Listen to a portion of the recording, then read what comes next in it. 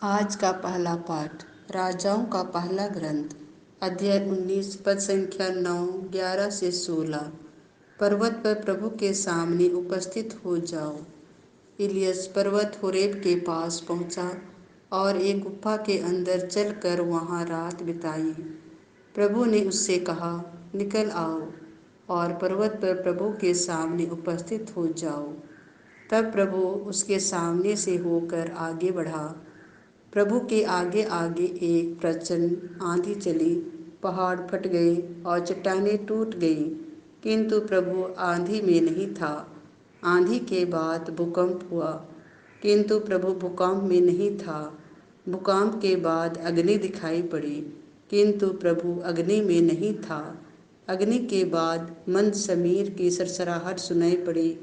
Iliacus ने यह सुनकर अपना मुंह चादर से ढक लिया और वह बाहर निकलकर गुफा के द्वार पर खड़ा हो गया। तब उसे एक वाणी यह कहते हुए सुनाई पड़ी, इलियस, तुम यहाँ क्या कर रहे हो? उसने उत्तर दिया, विश्वमंडल के प्रभु ईश्वर के लिए अपने उत्साह के कारण मैं यहाँ हूँ।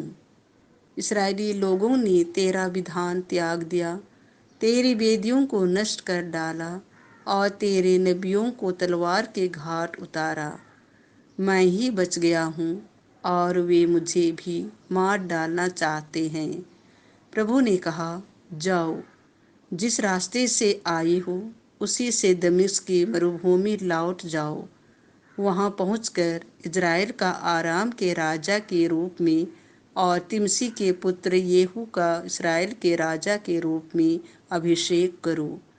इसके बाद अवेला महोला के निवासी शफाट के पुत्र एलीसै का अभिषेक करो, जिससे वह तुम्हारे स्थान नबी हो।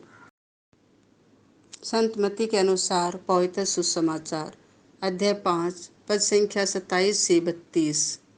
जो बुरी इच्छा से किसी स्त्री पर दृष्टि डालता है वह अपने मन में उसके साथ व्यभिचार कर चुका है। यीशु ने अपने शिष्यों से यह कहा, तुम लोगों ने सुना है कि कहा गया है, व्यभिचार मत करो, परंतु मैं तुमसे कहता हूँ, जो बुरी इच्छा से किसी स्त्री पर दृष्टि डालता है वह अपने मन में उसके साथ व्यभिचार कर चुका है। यदि तुम्हारी दाहिनी आँख तुम्हारे लिए पाप का कारण बन जाए तो उसे निकाल कर फेंक दो।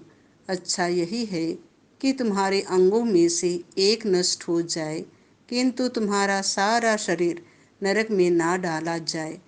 और यदि तुम्हारा दाहिना हाथ तुम्हारे लिए पाप का कारण बन जाए तो उसे काट कर फेंक दो।